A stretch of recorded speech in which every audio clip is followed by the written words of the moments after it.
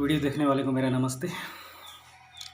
आज हम कक्षा 8वीं के विज्ञान विषय के यूनिट नंबर 15 चित्ता भोजन कैसा भोजन का जो पाठ का नाम है, जिसमें एक पैराग्राफ है जिसमें संतुलित भोजन के बारे में वर्णन है। संतुलित भोजन किसे कहते हैं या संतुलित भोजन क्या है, या संतुलित भोजन में कौन कौन से पोषक तत्व का मौजूद होना ज़रूरी है। ऐसे बहुत सारे प्रश्न घुमा फिरा करके पूछ सकता है। तो इस प्रश्न के बारे में यदि आप आसानी से लिख पाएंगे तो इसको समझना बहुत ज़रूरी है। ये तो बात हुई छात्रों के लिए। अब रही सवाल छात्र के पालकगण और गांव के सियान सज्जन माताएं महिलाएं, इनके लिए भी बहुत ज़रूरी हो जाता है कि संतुलित भोजन क्या है, इसको समझें तो उनके लिए काम आ सकता है। क्योंकि कोरोना वायरस के प्रकोप से हमारा पूरा जीवन शैली बदल चुका है, इसलिए इस भोजन के बारे में समझना ज़रूरी है। क्योंकि शासन प्रशासन पूरा लगा हुआ है इस कोरोना वायरस से बचाव हेतु, तो हमारा भी दायित्व बनता है कि हम घर में रह करके सोशल डिस्टेंसिंग और मास्क लगा करके भी हम इस बीमारी से बच सकते हैं। साथ ही साथ जो आज हम चर्चा कर रहे हैं संतुलित भोजन, इसके माध्यम से भी हम इस बीमारियों से बच सकते हैं। मैं डी पंत माध्यमिक शाला खड़का संकुल केंद्र सालेमेटा विकासखंड बस्तर। तो सबसे पहला प्रश्न बनता है संतुलित भोजन क्या है, संतुलित भोजन किसे कहते हैं, या संतुलित भोजन में मौजूद रहने वाले पोषक तत्वों के नाम लिखो। इस तरह का प्रश्न पूछ सकता है। तो इसका सीधा सा उत्तर है कि ऐसा भोजन जिसमें कार्बोहाइड्रेट, वसा, प्रोटीन और विटामिन्स एवं खनिज लवण पर्याप्त मात्रा में मौजूद हो, ऐसे भोजन को हम संतुलित भोजन कहेंगे।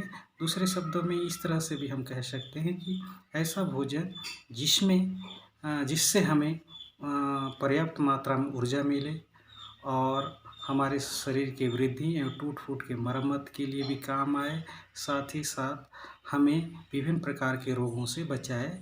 ऐसे भोजन को हम संतुलित भोजन कहेंगे। तो अब ये नाम आपने सुना, कार्बोहाइड्रेट, वसा, प्रोटीन, विटामिन्स, खनिज लवण। अब ये तो हो गए पोषक तत्व। अब ये पोषक तत्व किन खाद्य पदार्थों से प्राप्त होते हैं?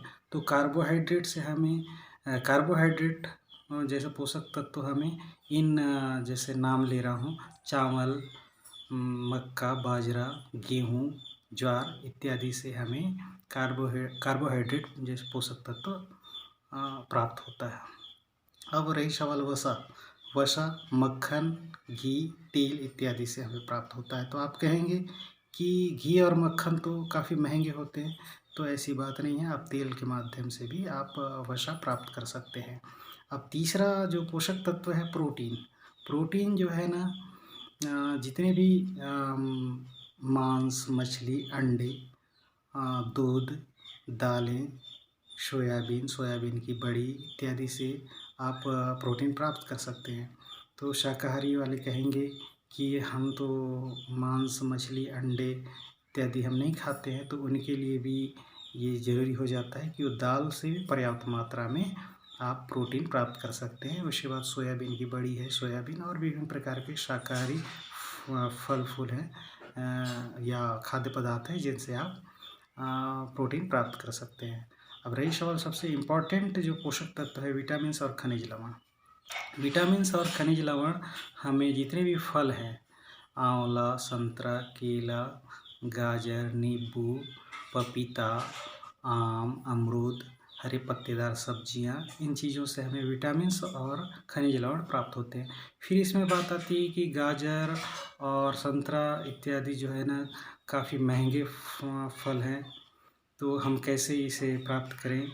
तो ये ज़रूरी नहीं है कि आप महंगे फलों से ही विटामिन्स और खनिज लवण प्राप्त करें। आप चाहे तो गांव में डेली यूज़ होता है और गांव में भी उगाते हैं, जैसे टमाटर है, गांव में पाया जाता है पर्याप्त मात्रा में इमली।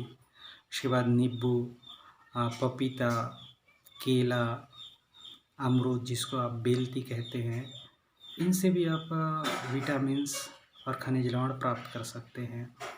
उसके बाद हरे पत्तेदार सब्जियां हैं, जैसे मुनगा की पत्ती या मुनगा का फली, मेथी, पालक, चरोटा भाजी, इनसे भी आप विटामिन्स प्राप्त कर सकते हैं और अपनी रोग प्रतिरोधक क्षमता को बनाए रख सकते हैं। जैसे हमने चर्चा किया कि कोरोना वायरस अभी हमारे जीवन शैली को प्रभावित कर चुका है, या कई लोग इस बीमारी से ग्रसित हो चुके हैं और इलाज के माध्यम से नेगेटिव या फ्री होकर के घर वापस आ रहे हैं।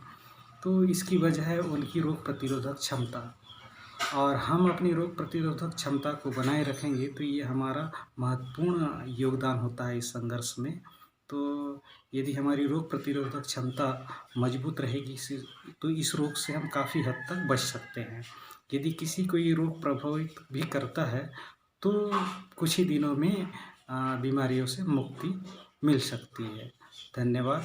तो इस संतुलित भोजन को आप अपने घरों में शामिल करें, इन पोषक तत्वों को, और बीमारियों से बचें। और बच्चों के लिए भी ये जितना हम अभी चर्चा करें ये समझना बहुत ज़रूरी हो जाता है, ताकि वो प्रश्नों को जब भी इस तरह का प्रश्न पूछा जाए तो लिख पाएँ। धन्यवाद तब तक के लिए।